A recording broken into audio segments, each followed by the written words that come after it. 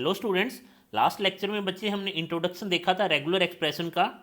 देखो बच्चे, हमने लास्ट जो इंपॉर्टेंट पॉइंट डिस्कस किया था वो था कि हमें कॉमन अगर लोकेशन भी जो भी पोजीशन है, अगर वो कॉमन पोजीशन पे कॉमन कोई चीज़ एक्सप्रेशन आ रहा है तो हम उसे उसी पोजीशन पे ही कॉमन लेंगे, राइट। इसका एक एग्जांपल देख लेते हैं बच्चे। देखो, जैसे एक लैंग्वेज है बच्चे, स्टार्ट विद ए और start with B, start with A और स्टार्ट विद बी, राइट। अब देखो बच्चे, स्टार्ट विद ए का क्या है, रेगुलर एक्सप्रेशन है ए प्लस बी का होल स्टार, राइट बच्चे। ए से स्टार्ट हो उसके बाद में कुछ भी आए, और स्टार्ट विद बी में बी से स्टार्ट हो उसके बाद में कुछ भी आए, यही मेरा रेगुलर एक्सप्रेशन है बच्चे। अब देखो, एक तो ये रेगुलर एक्सप्रेशन राइट है। अब देखो बच्चे, ए प्लस बी का होल स्टार, ए प्लस बी का होल स्टार दोनों साइड कॉमन है, बट कॉमन भी किस साइड पे है, राइट हैंड साइड पे, राइट। तो क्योंकि पोजीशन भी सेम है, अब आप कॉमन ले सकते हो, बट कॉमन किस साइड लोगे बच्चे, राइट हैंड साइड पे ही कॉमन लोगे। इट मीन्स इस साइड क्या रह जाएगा रिमेनिंग, ए प्लस बी। अगर बच्चे यही आपने लेफ्ट हैंड साइड कॉमन ले लिया होता, अगर आपने लिख दिया होता ए प्लस बी का होल स्टार ए प्लस बी, तो ये क्या हो जाता, एंड विद ए और एंड विद बी, राइट। तो ये रॉन्ग था बच्चे।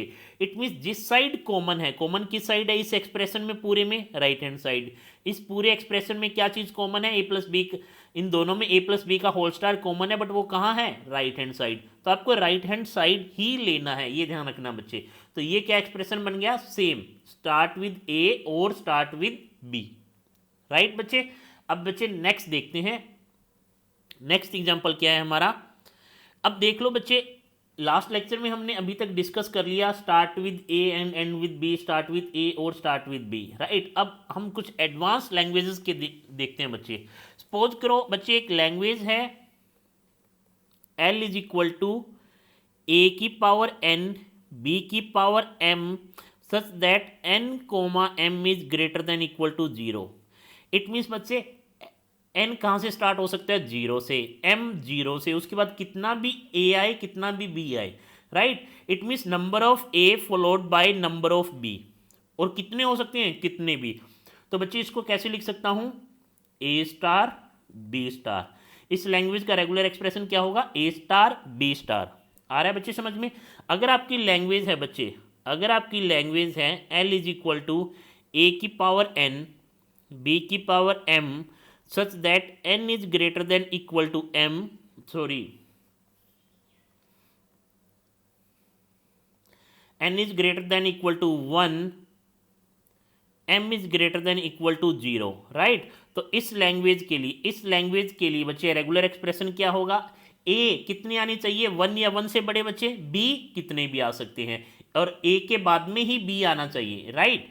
अब देखो बच्चे, इस लैंग्वेज का बच्चे a मिनिमम ए कितना आना चाहिए बच्चे, 1, उसके बाद में कितने भी आ सकते हैं, तो ए प्लस बी स्टार। तो बच्चे प्लस है तो ए लेना जरूरी हो जाएगा, उसके बाद में बी कितनी भी आए, राइट। या फिर इसको ऐसे भी लिख सकते हो, ए स्टार बी स्टार, राइट बच्चे। आ रहा है समझ में। इट मीन्स ये दोनों रेगुलर एक्सप्रेशन राइट है बच्चे। ए प्लस क्या कहता है, मैंडेटरी है ए को लेना, उसके बाद में कितने भी ए आए फिर कितने भी बी आए, राइट। ये एक्सप्रेशन क्या कह रहे हैं आपको, पहले ए आए उसके बाद में कितने भी ए लेने हैं तो ले लो, फिर उसके बाद में कितने भी बी आए ले लो बच्चे। आ रहा है बच्चे समझ में। नेक्स्ट देखो बच्चे, अगर मेरी लैंग्वेज है ए की पावर एन बी की power M such that N is greater than equal to 0, M is greater than equal to 1, right. तो इसके अब ए कहाँ से स्टार्ट हो रहा है बच्चे, एन की वैल्यू क्या है, 0 या 0 से बड़ी, it means A star. But B की वैल्यू क्या है बच्चे, M is greater than equal to 1 है, तो बी मिनिमम 1 आना चाहिए, उसके बाद में कितने भी आ जाए, तो बी प्लस लिख सकते हो, या फिर इसे ऐसे भी लिख सकते हो बच्चे, ए स्टार बी स्टार। ये दोनों राइट है बच्चे। आ रहा है बच्चे समझ में। अब देखो बच्चे, इस लैंग्वेज में b के बाद में a नहीं आ सकता, तो किसी भी रेगुलर एक्सप्रेशन में b के बाद में a नहीं आ रहा है, ये ध्यान रखना बच्चे, राइट। नेक्स्ट बच्चे, अगर ऐसा है आपका, ये आपकी लैंग्वेज है बच्चे, a की पावर n बी की power m such that n is greater then 0, m is greater then 0, right. n is greater then 0, minimum a कितना आना चाहिए 1, उसके बाद में कितने भी a, फिर b कितना आना चाहिए 1, उसके बाद में कितना b, क्योंकि ग्रेटर देन इक्वल टू नहीं है, ग्रेटर देन 0 ग्रेटर देन 0। तो इसका क्या रेगुलर एक्सप्रेशन होगा, a प्लस b प्लस, या फिर आप ये भी लिख सकते हो बच्चे a स्टार b स्टार। क्यों बच्चे, क्योंकि बच्चे a star is always equal to a plus. ये आप समझ सकते हो बच्चे क्यों है, क्योंकि यहाँ से मिनिमम कितना a जनरेट हो सकता है, a, यहाँ पे भी a, फिर यहाँ पे 2a, यहाँ पे भी 2a, यहाँ 3a, फिर 3a। आ रहा है बच्चे समझ में। नेक्स्ट देखो बच्चे, अगर मेरी लैंग्वेज है, अब इंपॉर्टेंट है बच्चे, हमने डीएफए भी डिस्कस किया था और मोस्टली बच्चे हर एक डीएफए का हम रेगुलर एक्सप्रेशन लिखेंगे। लैंग्वेज है मेरी start and end with same symbol. बच्चे लैंग्वेज है मेरी start and end with same symbol. Important है बच्चे, ये बच्चों से थोड़ी सी सिली मिस्टेक हो जाती है, चेक करना। Start and end with same symbol. अब देखो बच्चे, इसके लिए एक्चुअल में एम्बिग्विटी है। कई जगह इसको, इस लैंग्वेज को कैसे लिखा हुआ है, start and end with same symbol including epsilon, कहीं लिखा हुआ है एक्सक्लूडिंग एप्सिलॉन, राइट। तो बच्चे इसके लिए दो हैं रेगुलर एक्सप्रेशन। देखो बच्चे, start and end with same symbol, A से स्टार्ट हो, उसके बाद में बच्चे कुछ भी आए, फिर ए से एंड हो, या फिर बच्चे अगर सिग्मा ए कोमा बी है तो बी से भी स्टार्ट हो सकता है, फिर बीच में कुछ भी आए, एंड बी से भी हो सकता है। बट बच्चे ये इतना राइट नहीं है, क्योंकि इसमें क्या केस इंक्लूड नहीं हो रहा, सिंगल ए का। ये स्टार्ट विद ए है एंड विद ए है, सिंगल बी स्टार्ट विद ए है एंड विद बी है, स्टार्ट विद बी है एंड विद बी भी है। तो ए भी लिखना पड़ेगा आपको अलग से, बी भी लिखना पड़ेगा, क्योंकि ना तो अकेले इस एक्सप्रेशन से आप सिंगल बी जनरेट कर सकते हो, इस एक्सप्रेशन से सिंगल ए भी जनरेट नहीं कर सकते हो, राइट। तो ये आपको अलग से मेंशन करना होगा। अब बच्चे दो केस है यहाँ पे हमारे पास, मैं एप्सिलॉन को ले भी सकता हूँ, नहीं भी ले सकता, डिपेंड करता है कि लैंग्वेज की स्टेटमेंट क्या है, राइट। तो आप ध्यान देना, अदरवाइज अगर बच्चे एप्सिलॉन को इंक्लूड करना है तो एप्सिलॉन को आपको अलग से मेंशन भी करना होगा, राइट। तो ये कौन सी लैंग्वेज के लिए, start and end with same symbol. अगर बच्चे एप्सिलॉन नहीं लेना, एक्चुअली में हमने जब डीएफए बनाया था तो एप्सिलॉन को कंसीडर नहीं किया था, राइट। और अगर एप्सिलॉन को कंसीडर करना तो इनिशियल को फाइनल बना देना बच्चे। नेक्स्ट है बच्चे, first two symbol are same. Next language है बच्चे, first two symbol are same, first two symbol are same,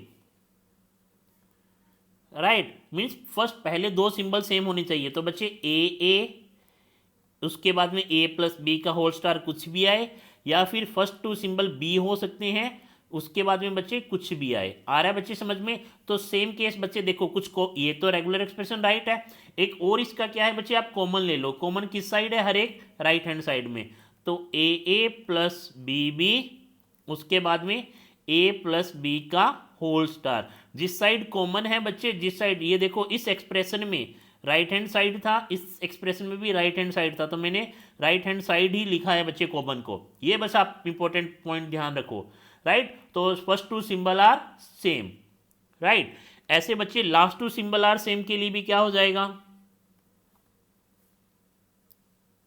last two symbol are same.